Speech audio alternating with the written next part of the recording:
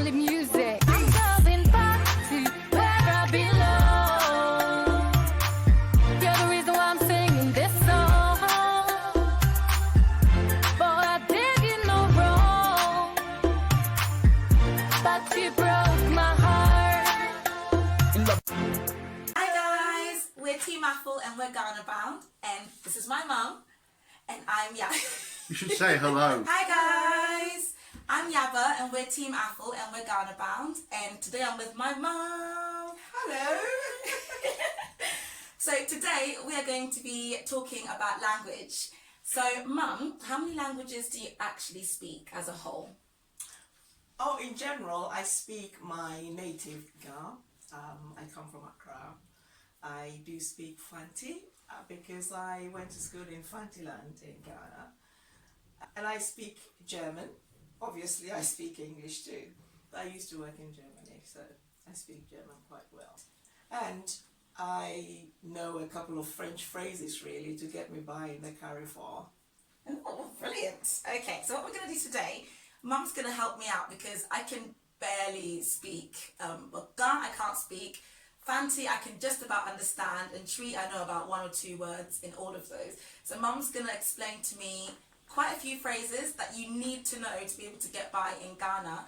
And today we're going to start with Twi and Fante, and we're going to talk about both of them because they're quite similar, aren't they? Yeah, Twi is the main language spoken and it's very much common, and we all grow up speaking Twi. But Fante is very similar to Twi in some respects. I do speak both. I think I learned a little bit of how to write Fante as well. Oh wow, okay. You can help me then because as Mum says the words, maybe I'll write them down, but not likely because that's reaching.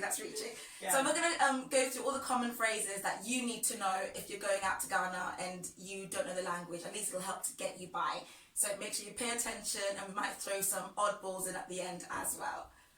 Okay guys, we're going to jump straight in. Mum's going to teach me Fante today, and then at times where there are quite similar words with Twi, we'll join the Twi in as well. So the first word we'll start with, Mum, is please. Please is misrao or mipachao. Mipachao. Or misrao. Misrao. Yeah.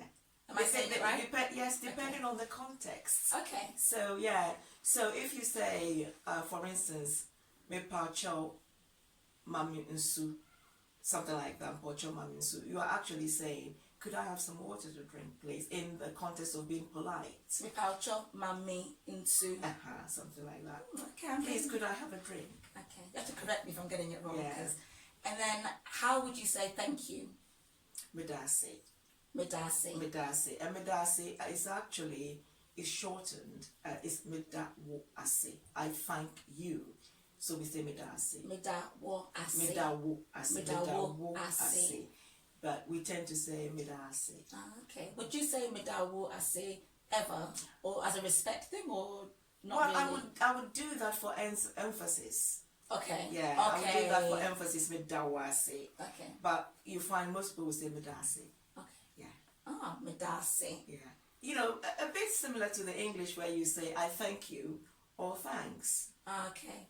The short version. Yeah, it's just the way I see it. I'm not an authority on languages in here, but it's just the way I grew up using those 2 languages and how it's colloquial. Yeah. Or in the written form. Yeah. That's why I'd rather ask you than because I would want to get around how you get around. Yes. And that's why I love to ask you, definitely. Yeah. So in Fante, how would you say you're welcome? Oh. As in, thank you, you're welcome. Oh, okay. Wandasi.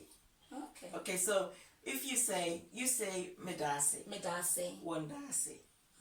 Wandasi. Wandasi. It means there is no thanks. Literally. Okay. Yeah. Literally wandasi. Literally wandasi. Okay. Yeah. Cool. Yeah. How would you say I'm sorry or excuse me? Okay. Now, in the sense of if somebody is standing in your way, you could actually use the same as please. You know, mapocho, chomo kakra.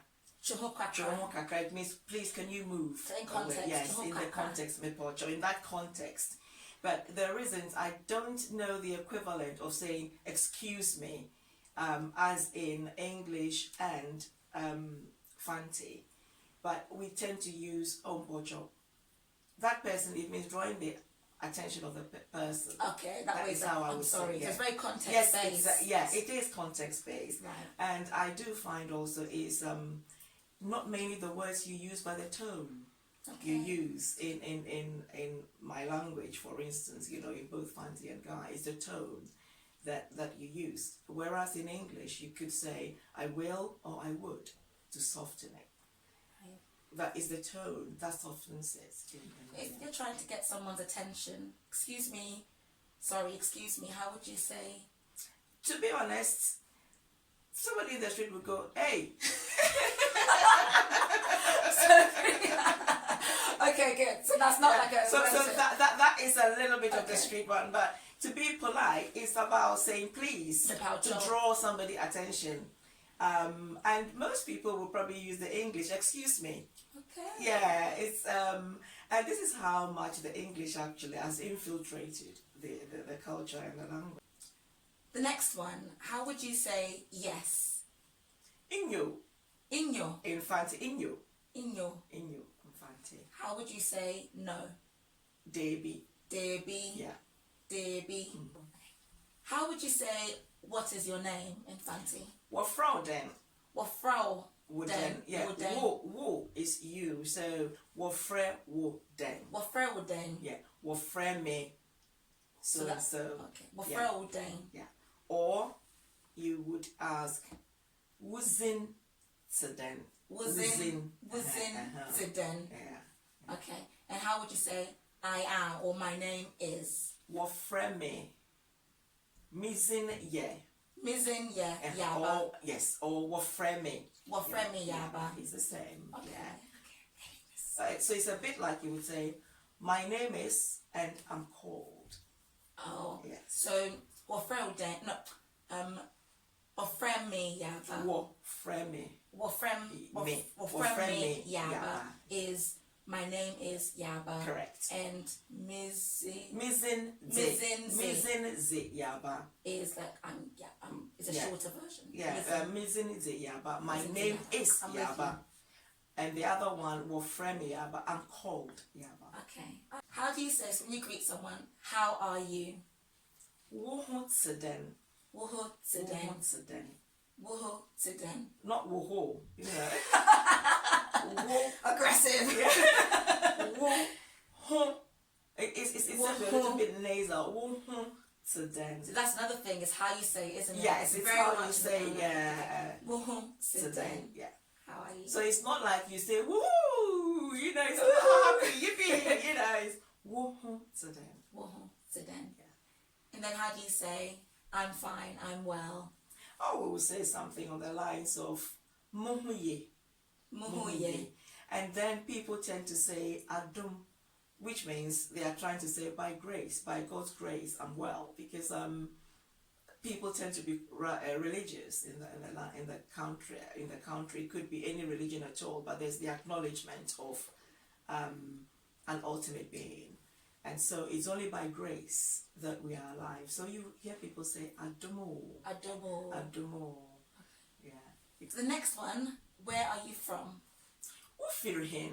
Ufirihin. Yeah. Ufirihin. Yeah. And then to say, I am from. Me free in Kran. And Kran is the Fante for Akwaaba. Me free in Kran. So me free, I am from in Kran. In Kran means Accra. I never knew that. Or so the Accra... Fante for Cape Coast. Okay, the Central Region, Cape Coast will say me fear Ogwa. Ogwa is Ogwa is Cape Coast. Ogwa. Yes. I didn't even know they had their own language names. There is the name for the towns. Right. So Mifri. Ogwa. That's Cape Coast. Yeah. In the context of being out and about and I'm looking for a location or the Chotro station or something, how do I say, where is the bus station? Where is? Yes. So in this instance, you're going to ask it politely. That's how I brought you up. So you say that, please, mepo cho, trotro, wahin. Me paucho, chocho, or even better still, I was going to say trotro station because that's what we say normally, trotro station. But you can say hinfana trotro wo. Hinfana chocho, wo. Bocho hinfana trotro wo. Mpocho. Mapaucho. Mepaucho. Hinfa ye chocho. Mapaucho. Okay, say it like this. It's easier. Mapaucho. Hinfana menya trotro. Where can I get trotro? Mepaucho. Hinfa na menya chocho. Menya trotro. Yeah, yeah. Funny enough, the phrase trotro comes from when they charge threepence for the public transport. Yeah. So they charge that in Ghana? Yes, that was in the times when they used the English currency. We used to use the English currency until it was changed at some point. And it's the threepence. And then I suspect that as the mate collects the threepence, for some reason, it just filtered into the language as trotro. Yeah, because tro is threepence. Oh, I Yeah. didn't know that. Tro Yeah. is threepence in Ga. So let's say trotro. tro. Yeah, so means trotro is threepence. Oh. When I was growing up, when you sit in the trotro, they try to pack as many people as possible.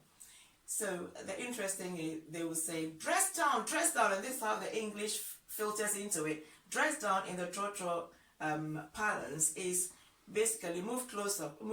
So we all inch closer until there's a little gap for somebody else to squeeze in. If you don't do it, the driver takes off. Within seconds, they smash on the brakes, and then we all go, woo!